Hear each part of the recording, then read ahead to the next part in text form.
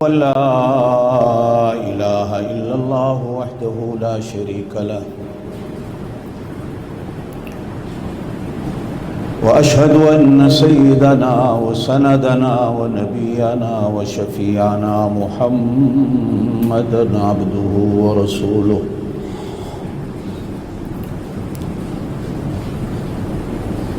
اللهم صل على روضة محمد في الرياض وصل على ولد محمد في البلاد اللهم صل على روح محمد في الأرواح وصل على جسد محمد في الأجساد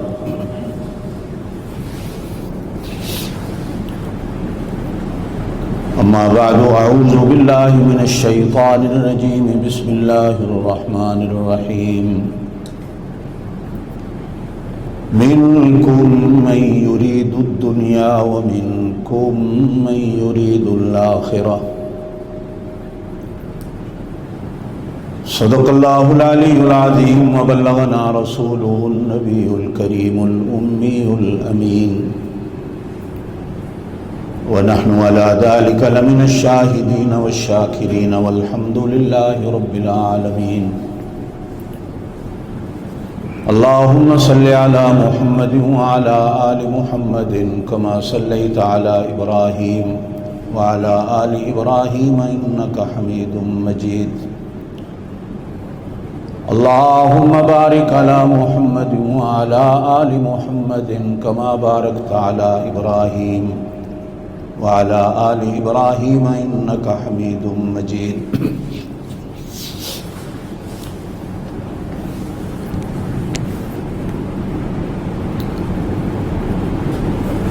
حدیث میں کہیں فرمایا گیا ہے کہ شہادتین کے بعد اعمال میں سب سے بڑا عمل نماز ہے.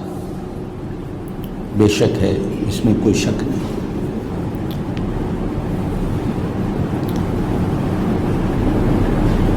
لیکن کبھی کبھار موقع کی مناسبت سے آپ صلی اللہ علیہ وسلم دوسرے اعمال کے بارے میں بھی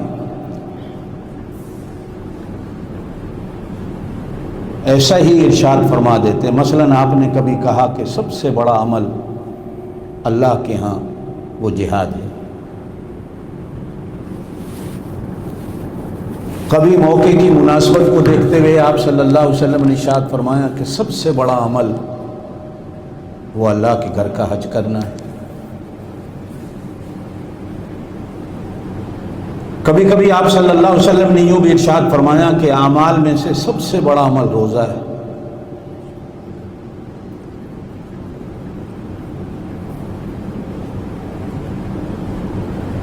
اور کبھی کبھی آپ صلی اللہ علیہ وسلم نے یوں بھی ارشاد فرمایا کہ سب سے بڑا عمل اچھے اخلاق کا ہونا ہے.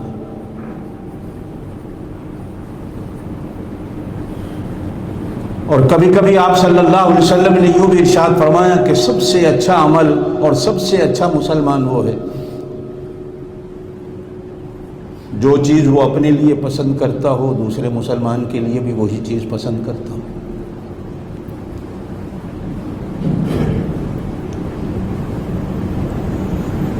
کبھی کبھی موقع کی مناسبت سے آپ صلی اللہ علیہ وسلم نے یوں بھی ارشاد فرمایا کہ اعمال میں سے سب سے اچھا عمل میٹھا بول بولنا.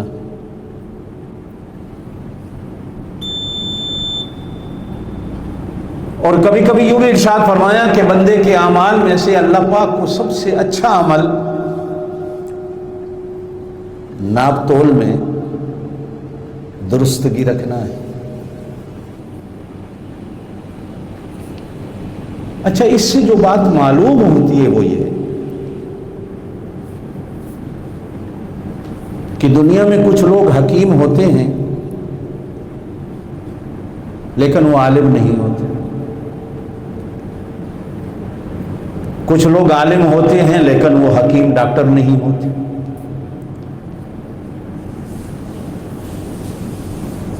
کچھ لوگ بڑے عالم ہوتے ہیں لیکن ان کو ریاضی سے واقفیت حساب و کتاب سے نہیں ہوتی. اور کچھ ریاضی دان ایسے ہوتے ہیں دنیا میں سب سے اچھے، لیکن نماز کا مسئلہ پوچھو تو اس کو نماز کے مسئلوں کا پتہ نہیں ہوتا۔ اس دنیا میں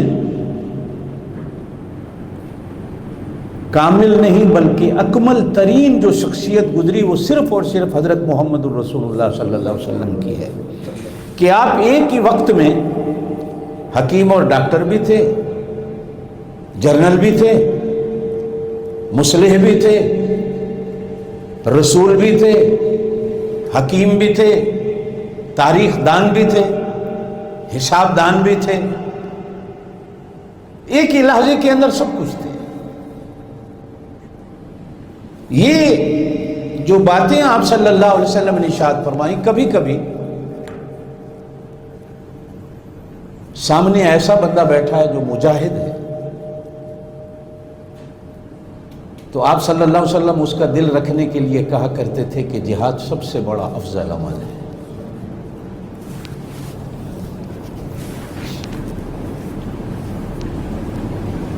جنگ احد ہوئی، یہ جنگ آپ اور میں اسے نام دیتے ہیں لیکن اسلام نے اسے غزوے کا نام دیا۔ ہماری زبان میں جو بھی لڑائی ہو وہ جنگ ہوتی ہے۔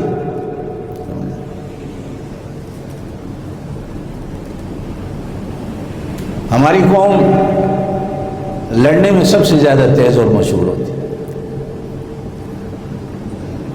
یہ کرونا سے بھی لڑنے کو لگے ہوئے،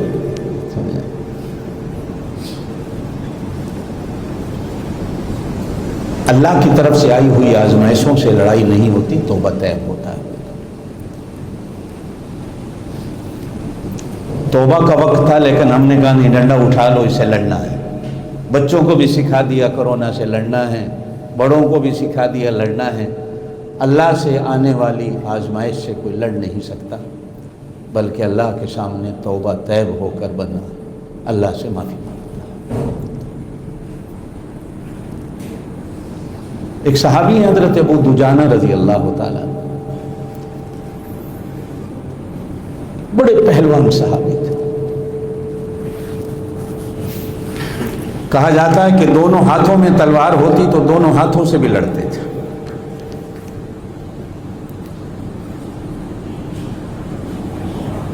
لیکن ان کی ایک عادت تھی کہ جب میدان جہاد میں اترتے تھے تو سر پر لال پٹی باندھ لیتے تھے اور تلوار ہاتھ میں لے کر اچھل اچھل کے، جیسے پہلوان میدان میں جب اترتا ہے لگوٹ کا شرکت، ادھر بھی ہاتھ مارتا ہے ادھر بھی ہاتھ مارتا ہے، اس طرح چلتے تھے۔ غزوہ احد میں آپ صلی اللہ علیہ وسلم نے اپنی تلوار کو نکال کر کہا میں یہ تلوار اس کو دوں گا جو اس تلوار کا حق ادا کر دے۔ اب ہر مجاہد کوشش میں ہے کہ یہ تلوار مجھے ملے گی، تو حضرت ابو دجانہ آگے بڑھتے ہیں تو آپ صلی اللہ علیہ وسلم اس کے ہاتھ میں اپنی تلوار دے دیتے۔ آپ صلی اللہ علیہ وسلم نے ارشاد فرمایا کہ جو اس تلوار کا حق ہے اسے ادا کرو۔ تو حضرت ابو دجانہ کہتے ہیں یا رسول اللہ اس کا کیا حق ہے؟ ارشاد فرمایا کہ کافر کو چھوڑے نہ اور مسلمان کو چھیڑے نہ، بس جو اس کی زد میں کافر آ جائے تو گردن اڑ جائے، لیکن اگر مسلمان غلطی سے زد میں آ گئے تو تلوار ایسے کھڑی رہ جائے، یہ مسلمان پر نہ اٹھے۔ تو عرض کی اللہ کے رسول صلی اللہ علیہ وسلم میں اس تلوار کا حق ادا کروں۔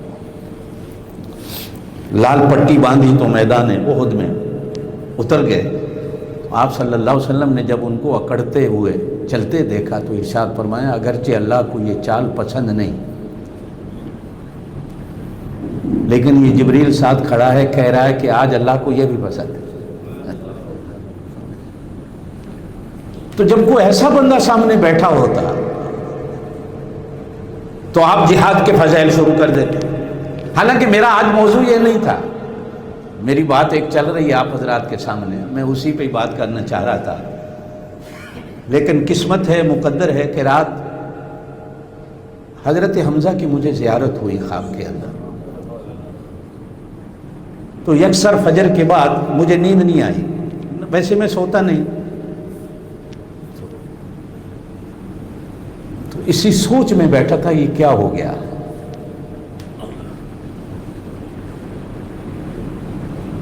جو ان سے گفتگو ہوئی، جو باتیں ہوئی، وہ تو خیر بہرحال الگ ہیں، موضوع ایک۔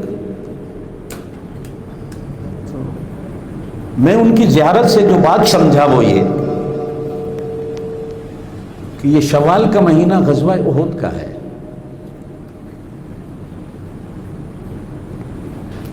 اور میدان احد میں حضرت حمزہ کی اسی غزوے میں شہادت ہوتی ہے۔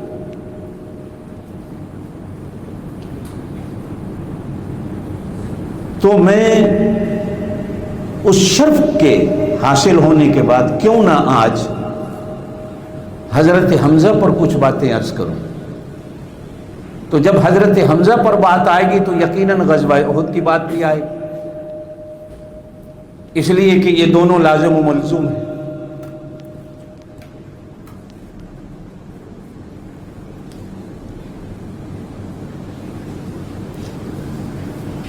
غزوہ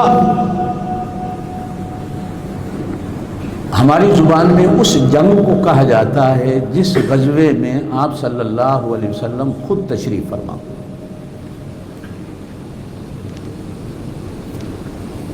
آپ تلوار نہیں اٹھاتے تھے، ہمیشہ یاد رکھیے۔ رحمت للعالمین نبی نے، سراپا رحمت تھے ہمارے پاک نبی، زور سے کہتے صلی اللہ علیہ وسلم، کسی جنگ میں آپ صلی اللہ علیہ وسلم نے کبھی تلوار ہاتھ میں نہیں۔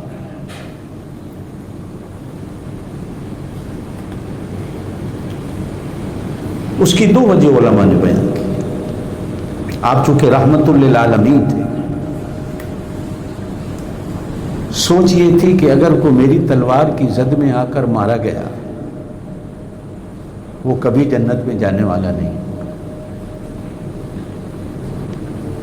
اور اگر میں نے کسی پر تلوار اٹھا لی اور اس نے سامنے سے تلوار اٹھا لی اور کسی کی تلوار اگر نبی کے جسم پہ لگ گئی تو اس کی بھی بخشش نہیں ہوتی۔ تو میں یہ کیوں چاہوں کہ اللہ کے بندے جہنم میں جانے والے بن جائیں؟ اس لیے آپ صلی اللہ علیہ وسلم نے کبھی کسی غزوے میں اپنے ہاتھوں میں تلوار نہیں لی۔ بلکہ مشہور واقعہ ہم چھوٹے ہوتے اسکول کی کتابوں میں بھی پڑھتے تھے کہ آپ صلی اللہ علیہ وسلم لیٹے ہوئے ہیں تو ایک درخت کی ٹہنی پر اپنی تلوار کو لٹکا دیا، دشمن نے موقع غنیمت سمجھا تو تلوار اٹھا کر آپ صلی اللہ علیہ وسلم پر وار کر کے کہنے لگا کہ آج میری تلوار سے آپ کو کون بچائے گا؟ تو آپ صلی اللہ علیہ وسلم کی زبان پاک سے نکلا اللہ۔ دشمن کے ہاتھ سے تلوار گر گئی تو آپ صلی اللہ علیہ وسلم نے تلوار اٹھا کر اس کی طرف ایسے کر کے کہا کہ اب بتا میری تلوار سے تجھے کون بچائے گا؟ اب وہ فوراً بولا کہ مجھے پتا ہے آپ معاف کرنے والے ہیں، معاف کر دیں۔ فرمایا جا میں نے تجھے معاف کر دیا۔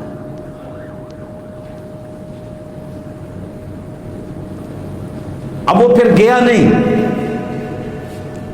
کہنے لگا پھر اب جانا کیا ہے، کلمہ پڑھا کے بھیجیے، میں کلمہ پڑھ کے جاتا ہوں۔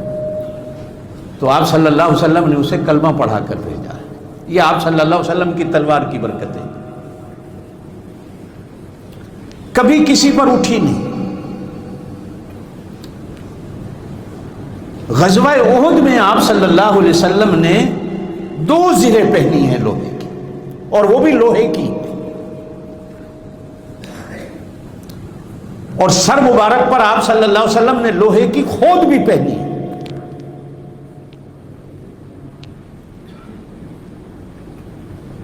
کھود اگر آپ کو سمجھنا آتی ہو تو کئی چیزیں آسانی سے سمجھائی جا سکتی ہیں کہ پرانی کبھی فلمیں دیکھ لو تو معلوم ہوتا ہے وہ لوہے کی ایک ٹوپی سر پہ پہن لیتے تھے لڑنے والے، یا آج کل موٹر سائیکل چلانے والا ہیلمٹ پہن لیتا ہے اپنے سر کی حفاظت کے لیے۔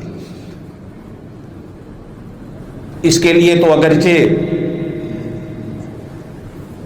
دیکھنے دکھنے کی جگہ بنی ہوئی ہوتی ہیں، لیکن سر پہ خود جو مجاہد پہنتا تھا اس کی صرف آنکھیں نظر آتی تھی، اس کے علاوہ کوئی چیز نظر نہیں آتی تھی۔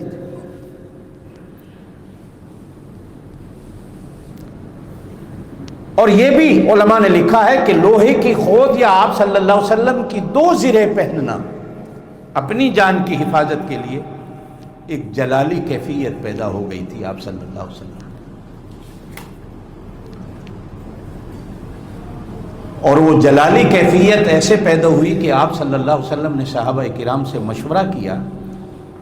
جب پتہ چلا کہ دشمن مدینے پہ حملہ آور ہو گیا ہے اور بالکل قریب پہنچ چکا ہے، آپ صلی اللہ علیہ وسلم کی رائے یہ تھی کہ مدینے میں رہ کر دفاعی جنگ لڑی جائے. جیسے قلعہ بند اور گھر بند بندہ ہو جاتا، اندر رہا جائے. لیکن کچھ نوجوان صحابہ کرام کی رائے تھی کہ نہیں، میدان میں جا کر لڑنا. جناب صدیق اکبر اور جناب فاروق اعظم رضی اللہ تعالیٰ عنہ کی رائے بھی حضور صلی اللہ علیہ وسلم کی رائے کے ساتھ تھی. لیکن نوجوان صحابہ کرام ان میں سے اکثریت وہ تھے جنہوں نے جنگ بدر میں تلوار نہیں چلائی اور جا بھی نہیں سکے تھے.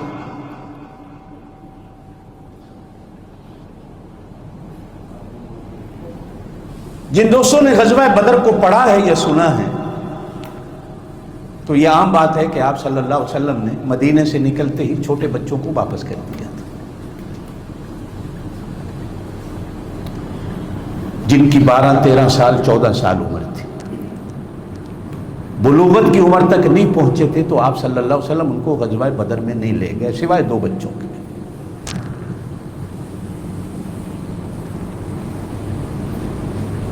اور دوسری بات یہ تھی کہ غزوہ بدر کو نکلنے والے کو لڑائی کی غرض سے نہیں نکلے تھے، یہ ہمیشہ یاد رکھنا. نہ آپ صلی اللہ علیہ وسلم کا ارادہ تھا نہ صحابہ کرام کا کہ ہم جہاد کے لیے جا رہے ہیں، بلکہ ارادہ جو یہ تھا کہ راستے میں کافروں کا ایک قافلہ جا رہا ہے جن کے پاس بہت سارا مال و غنیمت مال ہے، وہ جا کر ان سے چھیننا ہے، قبضہ کرنا.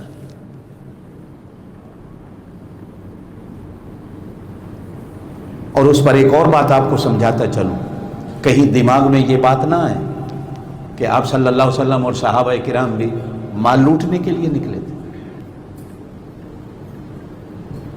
اور کچھ لوگ تاریخ اسلام سے اور قرآن سے واقفیت چونکہ نہیں ہوتی تو یہ جملے منہ سے نکال دیتے. ہو سکتا ہے آپ کے ملک کے ایک وزیر اعظم نے بھی پچھلے دنوں اپنی زبان سے یہی لفظ نکال دیے تھے، چونکہ اسلام کو پڑھا نہیں.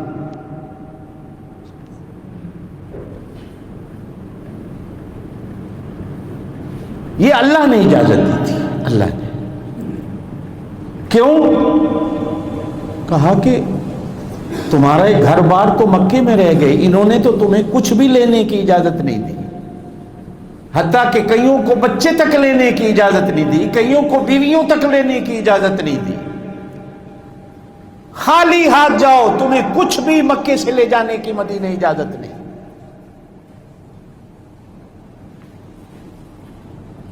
بعض صحابہ کرام کے تن پر کپڑے بھی نہیں تھے، اگلوں نے کہا تھا کپڑے بھی اتار کے نکلو.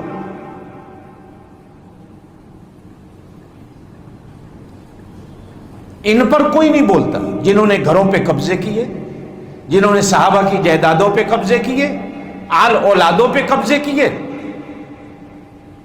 اب جب اللہ نے جہاد کی اجازت دی تو کہا کہ تمہارا تو سب کچھ وہاں رہ گیا، مدینے میں ہے، تمہارے پاس کیا؟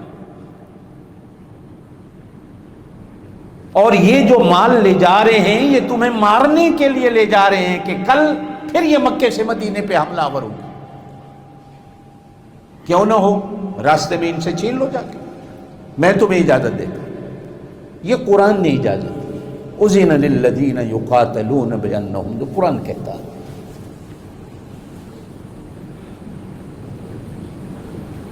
یہ جو جہاد ہوتا ہے نا، جہاد، آج کل تو جہاد پر بات کرنا بھی جرم ہو گیا ہے. ہماری باتیں ریکارڈ ہوتی ہیں، دنیا میں پتہ نہیں کہاں کہاں جاتی ہیں، سنا جاتا اچھا جہاد پہ تقریر ہو رہی ہے. جہاد کی 2 قسمیں ہوتی ہیں، یاد رکھیں. ایک جہاد ہوتا ہے دفاعی، اپنا دفاع کرنا.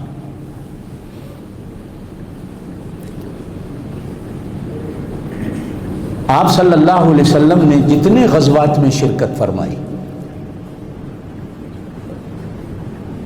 آپ صلی اللہ علیہ وسلم کی زندگی میں جب جہاد فرض ہوا ہے تو یہ 72 یا 73 جنگیں ہیں،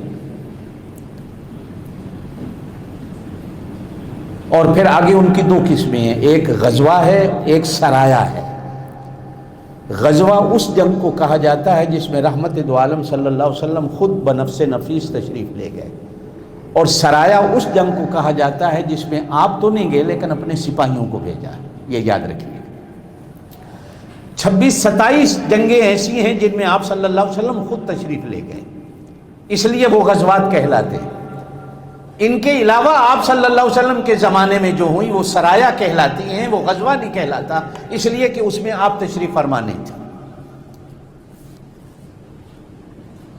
پھر جن میں آپ تشریف فرما ہوئے ان میں بھی 2 قسمیں ہیں، وہ 27 یا 28 یا 29 جو ہیں ان میں سے صرف 2 ایسی ہیں جو اقدامی جہاد کہلاتی ہیں، باقی سب دفاعی تھی، اپنا دفاع کیا گیا۔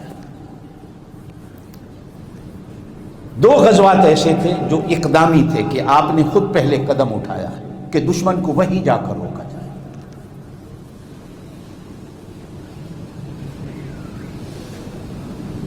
سانپ آپ کو نظر آ جائے، پتہ بھی ہے یہ میرا دشمن ہے، چیتا ہے، شیر ہے، نظر بھی آ گیا یہ میرا دشمن ہے، حملہ کرنا چاہتا ہے، لیکن آپ انتظار میں رہیں گے نہیں جب تک یہ حملہ مجھ پہ نہیں کرے گا میں اس کو کچھ نہ کہوں،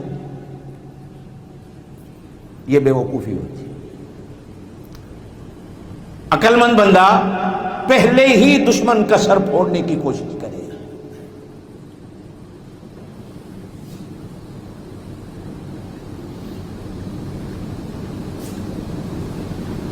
یہ اسلام نے طریقے سکھائے ہیں۔ مسجد میں، گھر میں آپ کو سانپ بچھو نظر آ جائے، حدیث ہے فوراً مارنے کی کوشش کرو، یہ دشمن ہے تمہارا بھی اور تمہارے بچوں کا بھی، مارو اسے۔ خون خار بھیڑیا، چیتا، شیر نظر آ جائے، طاقت رکھتی ہو تو مارنے کی کوشش کرو، یہ دشمن ہیں۔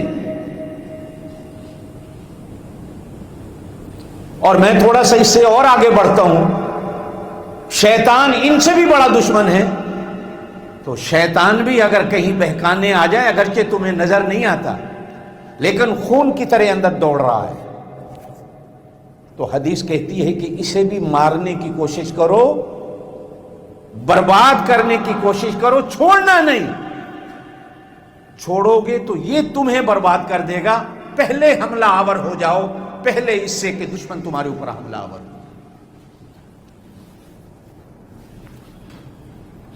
غزوہ تبوک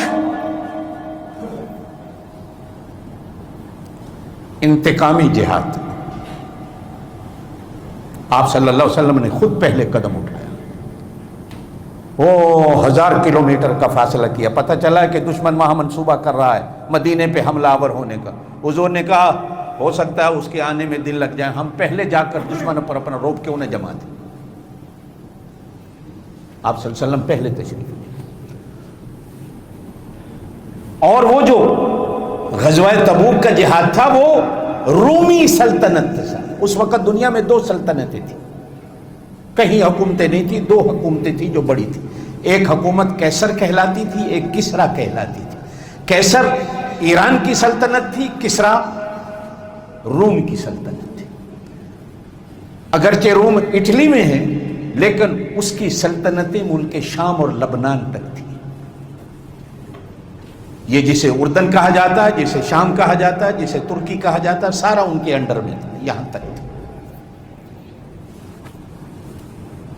پھر عراق، یہ سارے کا سارا یہ ایران کی سلطنت تھی۔ یہ اہل عرب کسی کے تحت نہیں تھے۔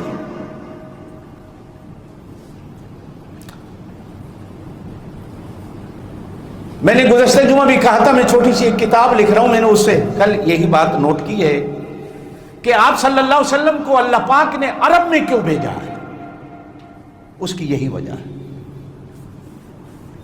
کہ اہل عرب کسی کے غلام نہیں تھے،